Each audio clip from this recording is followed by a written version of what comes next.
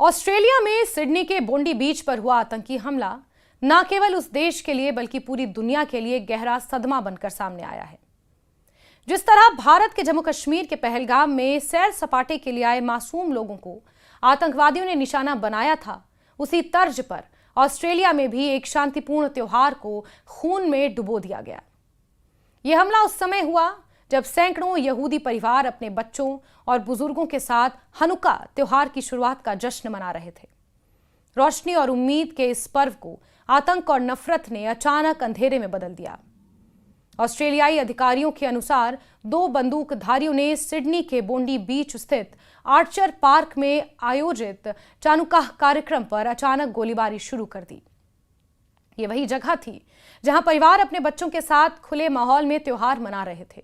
बच्चों का प्लेग्राउंड, हंसी खुशी और उत्सव का माहौल, सब कुछ ही पलों में चीख पुकार, भगदड़, गोलियों की आवाज में तब्दील हो गया। इस हमले में एक हमलावर समेत कम से कम 12 लोगों की मौत हो चुकी है, जिसमें से बच्चे और एक पुलिस अधिकारी भी शामिल हैं, जबकि 29 लोग जख्मी हैं, कुछ गंभीर रूप से। घायलों में 2 पुलिसकर्मी भी हैं जो मौके पर लोगों की मदद कर रहे थे। ऑस्ट्रेलियाई प्रधानमंत्री एंथनी एल्बनीज ने इस हमले को सीधे तौर पर यहूदी विरोधी आतंकवादी कृत्य करार दिया।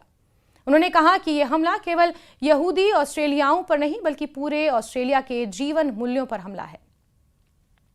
प्रधानमंत्री के शब्दों में यह बुराई, एंटी सेमिटिज्म और आतंकवाद का ऐसा रूप है जिसने देश के दिल पर चोट की है। उन्होंने स्पष्ट किया कि ऑस्ट्रेलिया में नफरत, हिंसा और आतंकवाद के लिए कोई जगह नहीं है और सरकार इस तरह की सोच को जड़ से खत्म करने के लिए प्रतिबद्ध है।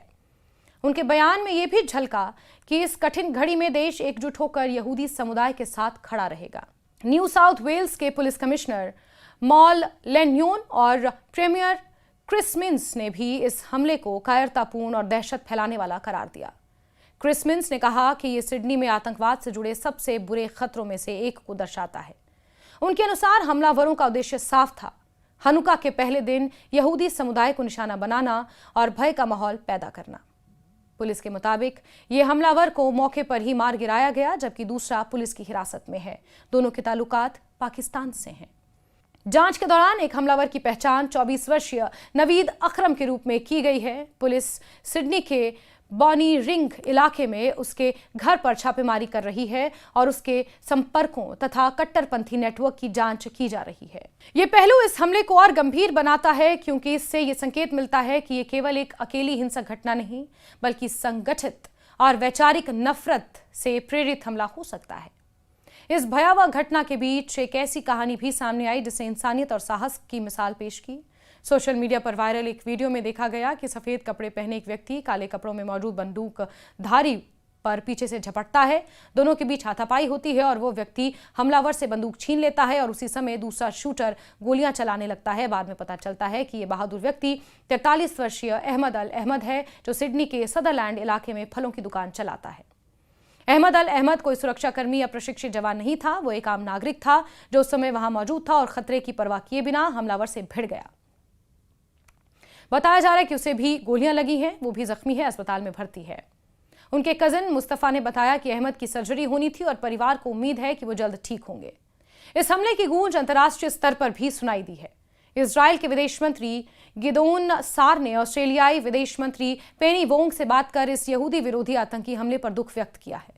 उन्होंने कहा कि यह हमला केवल ऑस्ट्रेलिया के यहूदी समुदाय पर नहीं बल्कि पूरी यहूदी दुनिया के लिए एक गहरा आघात है। वहीं भारत की ओर से भी इस हमले की कड़ी निंदा की गई है। भारत ने आतंकवाद के खिलाफ अपनी जीरो टॉलरेंस की नीति दोहराते हुए कहा कि वो इस दुख की घड़ी में ऑस्ट्रेलिया के लोगों के साथ खड़े हैं। यह हमला इसलिए भी ज्यादा चौंकाने वाला है क्योंकि ऑस्ट्रेलिया को आमतौर पर एक सुरक्षित और शांत देश माना जाता है। बोंडी बीच जैसे लोकप्रिय और खुले सार्वजनिक स्थान पर, वो भी बच्चों और परिवारों की मौजूदगी में, इस तरह की गोलीबारी ने सुरक्षा व्यवस्था, सामाजिक सौहार्द पर गंभीर सवाल खड़े कर दिए हैं। ठीक उसी तरह जैसे पहलगाम में प्रकृति की गोद में सुकून तलाश रहे लोगों को आतंकवाद ने निशाना बनाया था, धर्म पूछ कर धर्म के आधार पर। ऑस्ट्रेलिया में भी त्योहार और खुशी के माहौल को खून में बदल दिया गया। धर्म के आधार पर यहूदियों को निशाना बनाया गया। अंततः यह घटना एक कड़वी याद दिलाती है कि आतंकवाद और नफरत की विचारधारा किसी एक देश या सीमा तक सीमित नहीं है। यहूदी विरोध किस तरह 80 साल पहले दुनिया में था, उस विरोध की एक बार फिर से याद ताज़ा करती है, होलोकास्ट की यादें ताज़ा करती हैं। ये जहां मौका पाती हैं वहां मासूमों को निशाना बनाती हैं। बोंडी बीच का हमला केवल ऑस्ट्रेलिया की त्रासदी नहीं बल्कि पूरी मानवता के लिए चेतावनी है कि एंटी सेमिटिज्म, कट्टरता और हिंसा के खिलाफ वैश्विक स्तर पर एकजुट होकर खड़ा होना अब पहले से कहीं ज्यादा जरूरी हो गया है।